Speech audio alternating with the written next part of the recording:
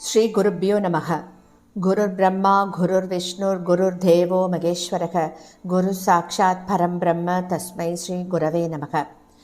சதாசிவசமாரம்பாம் சங்கராச்சாரிய மத்தியமாம் அஸ்மதாச்சாரிய பர்யந்தாம் வந்தே குரு பரம்பராம். குரவே சர்வலோகானாம் விஷஜே பவரோகிணாம் நிதயே சர்வவித்யானாம் தட்சிணாமூர்த்தயே நமக. ஸ்ருதிஸ்மிருதிபுராணானாம் ஆலயம் கருணாலயம் நமாமி பகவத்பாதம் சங்கரம் லோகசங்கரம். सदात्मध्याननिरतं विषयेभ्यः पराङ्मुखं नौमि शास्त्रेषु निष्णातं चन्द्रशेखरभारतीं. विवेकिनं मगाप्रज्ञं धैर्यौधार्यक्षमानिधिं सदा अभिनवपूर्वं तं विद्यातीर्थगुरुं भजे. भारतीकरुणापात्रं भारतीपदभूषणं भारतीपदमारूढं भारतीतीर्थमाश्रये. विद्याविनयसम्पन्नं वेदरागं विवेकिनं वन्दे वेदान्ततत्त्वज्ञं विदुशेखरभारतीम्. அனைத்து பெரியோர்களுக்கும் நிலாயதாட்சிகுமாரின் நமஸ்காரங்கள். பிரதி குருவாரம் நம்ம சிங்கேரியில் சங்கரரை பத்தி கேட்டுருக்கோம். குருநாதர்களோட பேரருள்ள இந்த காவியத்தின் நூலாசிரியர் திரு கே நாராயணசுவாமி அவர்கள். இவர் எழுதிய புத்தகத்தின் ஒவ்வொரு வரிகளையும் நாம ரொம்ப அனுபவிச்சு கேட்டுருக்கோம். பிரதி ஒரு வாரத்திலையும் போன வாரத்தின் தொடர்ச்சியை தான் தொடர்ந்து கேட்க போகிறோம். 115வது வாரமாக ராஜதானியில நவராத்திரி உற்சவம் ரொம்பவும் விமரிசையாக நடக்கிறது.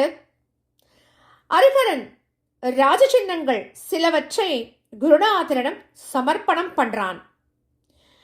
ஸ்ரீ வித்யாரண்ய சுவாமிகள் நவராத்திரி முழுவதும் மௌன விரதத்துல தான் இருக்கார். விரூபாட்ச மடத்தை விட்டு அவர் வெளியில வரவே இல்லை. சரண் நவராத்திரியின் சிரேஷ்ட தினமான நவமியில் தான் மன்னன் ராஜசின்னங்களை சுவாமிகளிடம் சமர்ப்பணம் பண்றான். சுவாமிகள் சிம்மாசனத்தில் அமர்ந்தின்றவாறே ஒவ்வொன்றையும் தொட்டு தொட்டு அங்கீகாரம் பண்றார். அவன் அளித்த பல்லக்கும் மேடைக்கு கொண்டு வரப்படுறது, அதையும் தொட்டு அங்கீகாரம் பண்றார் சுவாமிகள். அந்த சமயத்திலும் அவர் மௌன விரதத்தை கடைபிடித்ததால் அவர் எதுவுமே பேசல. விரதங்களை அங்கீகாரம் பண்ணும் போது அந்த மௌனம் காஷ்ட மௌனமாக மாறிவிடுகிறது. அவருடைய வலக்கரம் மட்டும் உயர்ந்து ஒவ்வொன்றையும் தொட்டு தொட்டு அனுகிரகம் பண்ணுகிறது. அவருடைய முகத்துல எந்த சலனமும் இல்லை. அவருடைய திருஷ்டி அந்த வஸ்துக்களின் மேல பட்டதாக கூட தெரியல. அந்த சமயத்துல அவருடைய அந்த அழகிய முகத்தின் தோற்றம் மிக அபூர்வமானதாகவும் பயபக்தியை உண்டாக்குவதாகவும் காணப்படுறது எல்லாருக்கும். அந்த வைபவத்திற்கு அடுத்த நாளைக்கு மன்னன் விரூபாட்ச மடத்திற்கு சென்று ஜகத்குரு அவர்களை தரிசனம் பண்றான். அப்போதுதான் ஜகத்குரு அவர்கள் ஸ்ரீ சந்திரமௌலீஸ்வரருக்கு பூஜை முடிச்சுட்டு மடத்தின் மத்திய கூடத்துல அமர்ந்திருக்கார். முதல் நாள் வரை 10 நாட்களாக காஷ்ட மௌனத்தை அவலம்பித்துக் கொண்டு அம்பாளின் ஆராதனையை செய்து கொண்டிருந்த ஆச்சாரியருக்கும் இப்போது அவன் தரிசனம் பண்ணின ஆச்சாரியருக்கும் தான் எத்தனை வித்தியாசங்கள் அப்படின்னு நினைச்சுக்கிறான். அந்த 10 நாட்கள்ல அவர் யாரிடமும் ஒரு வார்த்தை கூட பேசல. வாய்விட்டு எதுவும் கேட்க கூட இல்லை. கண்கள்லாம் திறந்தே இருந்த போதிலும் யாரையும் பார்க்கல. யார் பேசியதும் வேறு எந்த சப்தமும் அவர் காதில விழுந்ததா கூட தெரியல. தேஜஸினால் முகம் ஜுவலித்துக் கொண்டிருக்கு. பார்த்தவாளுக்கெல்லாம் கண்கள் கூசி போறது, பயபக்தி உண்டாகிறது. ஆனால் இன்றைக்கு அவருடைய முகம் குளிர்ந்த நிலவை பொழியும் பூர்ண சந்திரன் போல காணப்படுறது. வாய் நிறைய வாருங்கள் வாருங்கள் விஜயநகர சாம்ராஜ்யாதிபதியே அப்படின்னு அழைச்சு அவனை வரவேற்கிறார். அன்றைக்கும் இன்றைக்கும் எவ்வளவு வித்தியாசம்! அத மகிழ்வுடன் ஏத்துக்கிறான் அரிகர மன்னன்.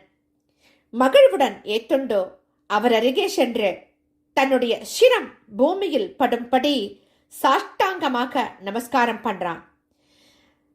பிறகு அவர் சுட்டிக்காட்டிய ஆசனத்துல உட்கார்ந்துகிறான். அவனுடைய வரவை எதிர்பார்த்திருந்தது போல அது முன்னரேயே அங்கு போடப்பட்டிருந்ததாகத்தான் மன்னனுக்கு தோணர்து. ராஜன், சிரஞ்சீவி பவ.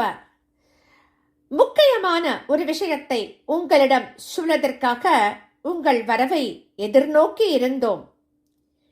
நாங்கள் எதற்காக இங்கு வந்தோமோ அந்த சுபகாரியங்கள் நன்றாக நடந்தேறிவிட்டது. அது ஸ்ரீ விருபாட்சேஸ்வரரின் கிருபை. சக்கரவர்த்தியான நீங்கள் சமர்ப்பித்த காணிக்கைகளையும் செய்த உபசாரங்களையும் மனப்பூர்வமான மகிழ்ச்சியோடு ஏற்றுக்கொண்டு விட்டோம். இனி நாம் ஸ்ரீ சந்திரமௌலீஸ்வரரோடு சிங்ககிரிக்கு செல்ல உத்தேசம் பண்ணியிருக்கோம் அப்படின்னு சொல்றார் சுவாமிகள். அவர் அப்படி சொல்ல போறார் அப்படின்னு மன்னன் எதிர்பார்க்கல. அதனால திடுக்கிட்டு போயிட்டான் மன்னன். அதற்கு பின்னாடி தன்னை தானே தைரியப்படுத்திக்கிறான். தைரியப்படுத்திண்டு பேச ஆரம்பிக்கிறான். எங்கள் வணக்கத்துக்குரிய ஆச்சாரிய மகா புருஷர் அவர்களே, தாங்கள் ஸ்ரீ சந்திரமௌலீஸ்வரருடன் வந்திருக்கிறீர்கள். அதை நாங்கள் எங்கள் பாக்கியமாக கருதி சந்தோஷம் அடைகிறோம். இங்கே அனைத்து வைபவங்களையும் நடத்தி கொடுத்து என்னையும் மற்ற எல்லோரையும் அனுக்கிரகித்து ஆசீர்வாதம் பண்ணினேள். எங்களுடைய சிறு சிறு காணிக்கைகளையும் ஏற்றுக்கொண்டேள். அது எங்களுடைய பூர்வ ஜென்ம புண்ணிய பலன்.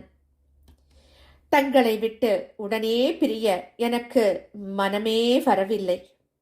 இன்னும் சிறிது காலமாவது இங்கேயே தங்கிவிட்டு செல்லலாம் அப்படின்னு நான் பிரார்த்தனை பண்ணிக்கிறேன். நான் மிக சிறுவன். இந்த தருணத்தில் உங்களுடைய துணை எனக்கு மிகவும் தேவைப்படுகிறது. என்னுடைய கோரிக்கையை தாங்கள் அங்கீகரிக்க வேண்டுகிறேன் அப்படின்னு ரொம்ப பணிவோட சொல்றான் ராஜன். ஸ்ரீ வித்யாரண்யரோட முகத்துல அந்த சமயத்துல அவர் சொல்லி முடிச்சதும் சிறு புன்னகை தவழர்ந்து. அந்த புன்னகை தவழ்ந்து மறைந்த பிறகு அவர் பேசுறார். சக்கரவர்த்தி, எமக்கு வயது அதிகமாகிவிட்டது. இந்த உடல் இன்னும் அதிக காலம் இப்படியே இருக்காது. பீடத்தின் பொறுப்புகளை எம்மிடமிருந்து பெற்றுக்கொள்ள தகுதியுள்ள வாரிசை நாம் இன்னும் தேர்ந்தெடுக்கவில்லை. அதற்கு தேவையான யோக்கியாதாம்சங்கள் உள்ள ஒரு யஜுர்வேதியான இளம் பிரம்மச்சாரியை உடனே தேடி கண்டுபிடிக்க வேண்டிய பொறுப்பு எனக்கு ஏற்பட்டிருக்கிறது. அது மிகவும் முக்கியமானது. தவிர ஜகத்குரு ஸ்ரீ பாரதி கிருஷ்ணதீர்த்த சுவாமிகளின் சமாதி ஸ்தலத்தில் ஒரு ஆலயத்தை எழுப்பவும் உத்தேசம். அங்கே உள்ள மிருத்திகாலிங்கத்திற்கு பதிலாக அழகிய நர்மதா பானலிங்கத்தை ஸ்தாபிக்கவும் உத்தேசம் பண்ணியிருக்கோம். இந்த முக்கிய காரியங்களை எல்லாம் வைத்துக்கொண்டு நாம் இங்கேயே தங்கியிருக்க முடியாது அல்லவா அப்படின்னு சொல்றார். ஏமாற்றமாயிடுத்து. அதை கேட்டதும் ஹரிஹரனுக்கு தலை குறிஞ்சுண்டு உட்கார்ந்துருக்கான். அவனை சமாதானம் செய்ய விரும்பிய ஸ்ரீ ஆச்சாரியர் ஒரு வாக்குதானம் கொடுக்கிறார். அப்போ, ஹரிஹரராஜனே, உங்கள் மூதாதையர் வரும் முன்பே நாம் இந்த பம்பா கஷேத்திரத்திற்கு வந்து தங்கியுள்ளோம். இங்கே கோவில் கொண்டிருக்கும் விருபாட்சேஸ்வரரை பூஜித்திருக்கிறோம். எம் மனத்திற்கு உகந்த இடம் இது. எம் கடமையாக உள்ள அந்த 2 காரியங்களை எவ்வளவு சீக்கிரத்தில் செய்து முடிக்கிறோமோ அவ்வளவு சீக்கிரத்தில் நாம் இங்கே மீண்டும் வருவோம். விருபாட்சேஸ்வரரின் சன்னதியில் இந்த தேகத்தை துறக்க வேண்டும் என்பதே எம் பிரார்த்தனையாக இருக்கும் அப்படின்னு சொல்லிட்டு ஸ்ரீ வித்யாரண்ய சுவாமிகள் கண்களை முடிந்த ஆசனத்துல அப்படியே சாஞ்சிக்கிறார். ஹரிஹரனுக்கு அந்த சம்பாஷணையை மேலே எப்படி தொடர்வது அப்படின்னு தெரியல. ஆச்சாரியன் கண்களை திறக்கும் வரை காத்திருக்கான். அந்த இடைவெளியில் நன்கு ஒரு ஆலோசனை செய்து ஒரு முடிவுக்கு வரான். ஸ்ரீ ஆச்சாரியர் கண்களை திறந்து அவனை பார்த்து மீண்டும் புன்சிரிப்போட பேசத் தொடங்குகிறார். மன்னனே, கவலை வேண்டாம், அதற்கு இன்னும் காலம் வரவில்லை அப்படின்னு சொல்றார். சொல்லிட்டோ அவர் சொல்றார். அவர் சொன்னதும் மன்னன் சொல்றான், பகவானே, தாங்கள் முக்காலத்தையும் அறிந்த முனிவர். எதை, எது, எப்போது, எப்படி நடத்தி கொள்ள வேண்டும் என்பதை அறிந்துள்ள தெய்வம் தாங்கள். நான் ஒரு கோரிக்கையை மட்டும் தங்கள் முன்னே வைக்கிறேன். அதை தாங்கள் ஏற்றுக்கொண்டு சம்மதிக்க வேண்டுகிறேன்னு சொல்றான். ஆகட்டும், அதை நீங்கள் இப்போது சொல்லலாம் அப்படின்னு சொல்றார் ஆச்சாரியர். தங்களுடைய மெய்க்காப்பாளனாக நானும் சிங்ககிரிக்கு உங்களுடனேயே வருவேன். வழியில் நீங்கள் எங்கெல்லாம் முகாமிட்டு தங்கி பூஜை செய்வீர்களோ அங்கெல்லாம் நானும் தங்கியிருப்பேன். சிங்ககிரியில் பிரம்மீபூதராகிவிட்ட ஜெகத்குருவின் ஆலயத்தை கட்டி முடித்து அங்கே அழகிய பானலிங்கம் பிரதிஷ்டை ஆகும் வரை அதற்கான கைங்கரியங்களை செய்து கொண்டு அங்கேயே தங்கியிருப்பேன். இதற்கெல்லாம் தாங்கள் சம்மதம் சொல்ல வேண்டும் அப்படின்னு வேண்டிக்கிறான். ஸ்ரீ வித்யாரண்ய சுவாமிகள் புன்னகை மாறாமல் அவனை கேட்கிறார். வேத விற்பன்னர்கள், வாஜபேயர்கள், கணபாடிகள் போன்றவர்கள்லாம் இன்னமும் வாசம் செய்து கொண்டிருக்கும் அக்ரஹாரங்கள் நிறைய இருக்கும் பிரதேசங்கள் வழியாகத்தான் எம்முடைய யாத்திரை அமையும்.